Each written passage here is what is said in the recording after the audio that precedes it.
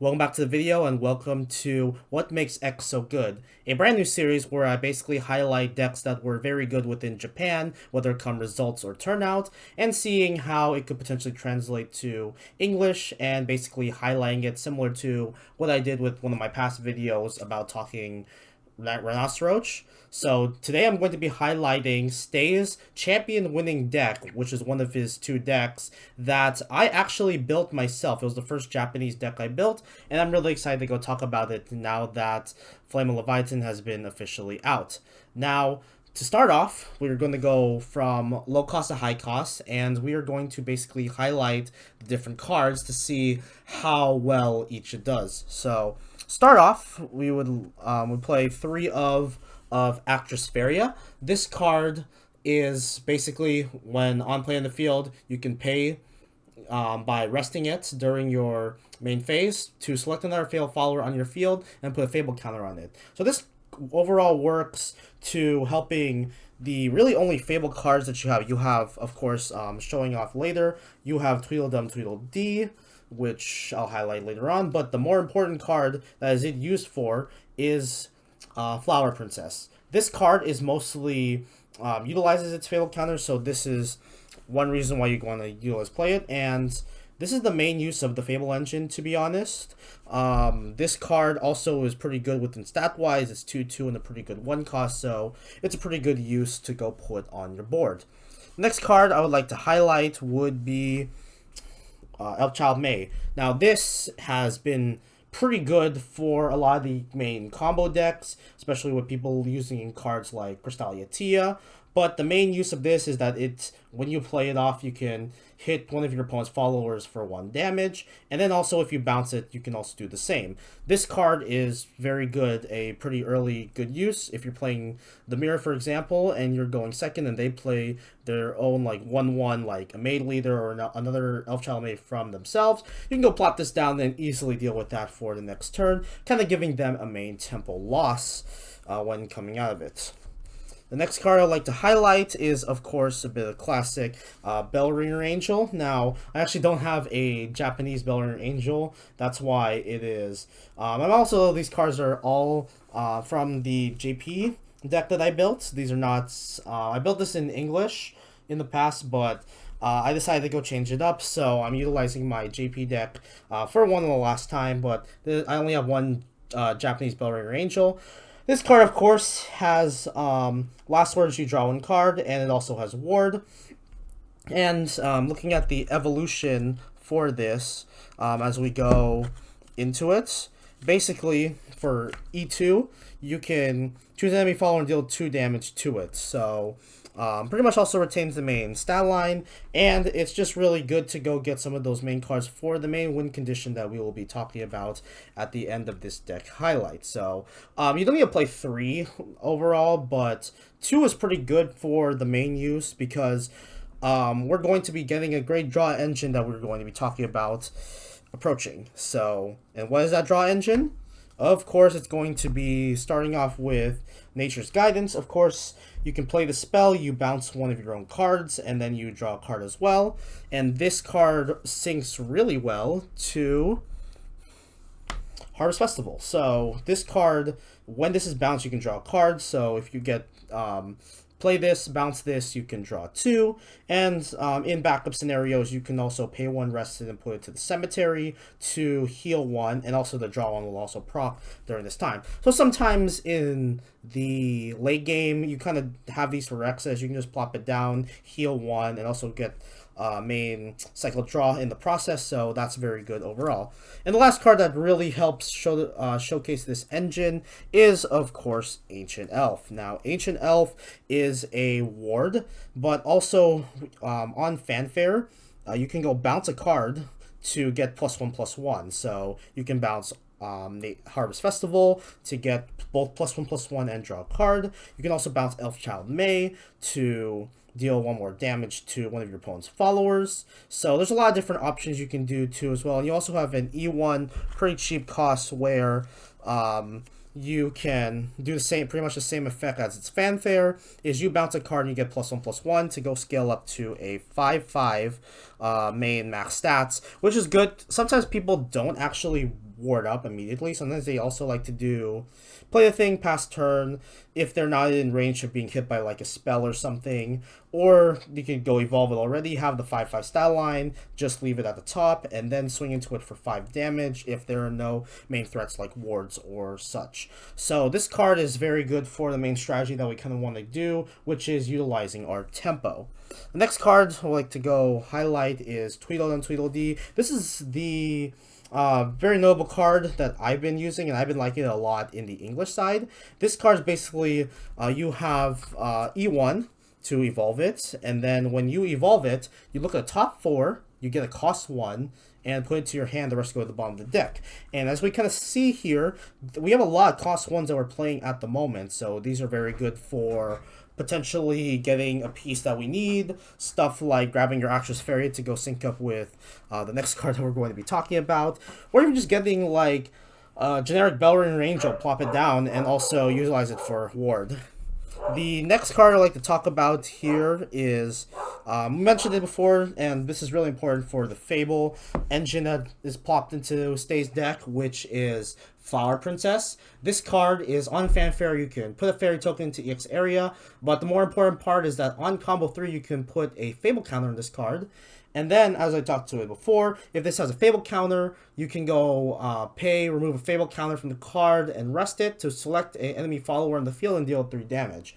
So this really helps for, doesn't really hit like a lot of the magic number. The main magic number of big stats is usually 4, but you get some very low cost from your opponent's side, say like Valiant Fencer, Unevolved, or even just some small use of cards going for like 1 to 2 damage. This is a great use of it. This is the only combo card that actually gets played. Some people like to play Crystalia Tia to utilize that combo 3 to get a Crystalia Eve, but it really depends on how people like to go prioritize this build.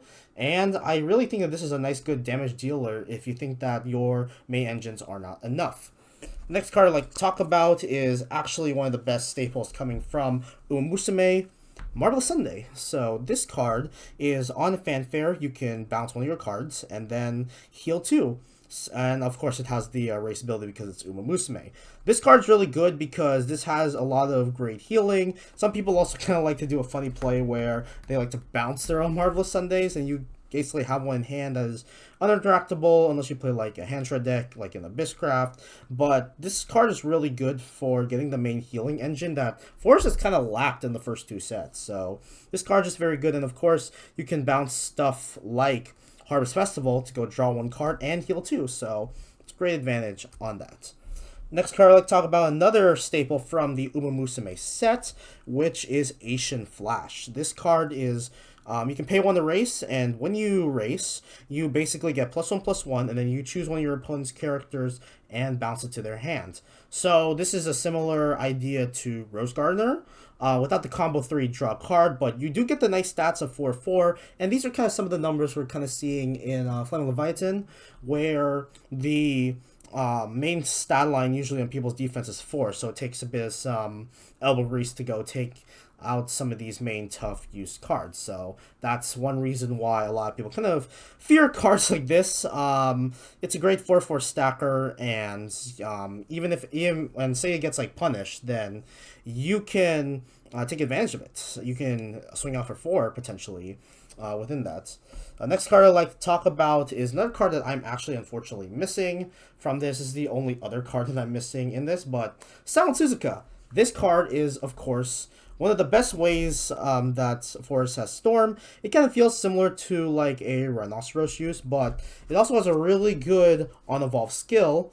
Is when you evolve, you can choose one of your opponent's characters and put it to the top of their deck. So it kind of helps remove good use of wards, and also the stat line's pretty good because it turns from a 4/1 to a 5/2. So you got 5 similar damage, similar to waiting to like you bounce twice with Ancient Elf. You can go swing on that, but defense is a bit tricky. Sometimes when you have quicks, it can be really tough. or playing against Quicks, that it's going to be really tough to deal with this. But yeah, sometimes this is a very good push swing, and this will be very important for the current deck that's being played, just because you're going to have some turns where you kind of just have to play like one card down and pass. This Silent Suzuka is a very good card. It's a 4+2, or basically it's 4 cost, 2 on evolve, or a 1+1, which is 1 play point or 1 evolution point. So pretty good use in the mid game and especially the late game too as well. Next card I'd like to talk about is one of my personal favorites, Rose Deer, coming from set 2. Basically, on Fanfare, you get a Thorn Burst into the EX area. And as you all know, Thorn Burst basically are cost 2. You can play from the EX area as a spell, and you deal 3 damage to either the follower or the enemy leader, or to enemy follower or enemy leader. And you also draw a card. So this card's a very good autoplay 1-down. And it's very nice to get the threat because it also has Rush, so you can go basically into cards without having a super big effort. The penultimate one, talking about card, is Rikka Kashimoto. So this card has also Rush, but more importantly, if you have no followers on your field, you can destroy an enemy opponent's card and also deal 3 damage to their face. So this is a pretty good proc to burn. Similar idea to Thorn Burst, but it's not like a use of spell. You can also just play this thing, deal with an opponent's field, especially if they have like 2 or more cards, that's why this is highly recommended to go play it out. And you burn your opponent for 3, so this could also be the main use to go over the line. Now, the last thing I would like to talk about is that we've been all building to what is the main win condition of the deck. Here it is. Silver Bolt. So this is, of course, a Silver Bolt deck, and basically you can play this card for 7 costs. It's also quick, where you pay it, draw one card, and look at the cards in your hand and deal damage to either a follower on the field of its total. So the main reason why this is the win con is because you're utilizing this to help get a big hand size and then go push for game with your opponent. This deck, I will say, from me playing it for the last few months, this deck does lack a good amount of thorough tempo. You kind of want to capitalize it within your early game, but this is very much a control variant that Stay wants to utilize, so it's basically kind of capitalizing on some of the early game. Mid game, you're kind of thoroughly controlling your opponents, and then waiting till you have 7 cards, or maybe even more cards before the discard check to go plop your Silver Bolts. You want to basically have a big amount of hands before turn 7, so you have a lot of your main use engines. You of course have Ancient Elf, you have Harvest Festival, you have Nature's Guidance, you get 2 Bellringer Angels. You also get some stuff like Tweedledum Tweedledee, which kind of goes into neutral, but also kind of helps proc to potentially get Bellringer Angels to go stop some of these tempo turns from your opponent, or if they're going aggro, you can go basically shut them down with it. So that is the main use of strategy.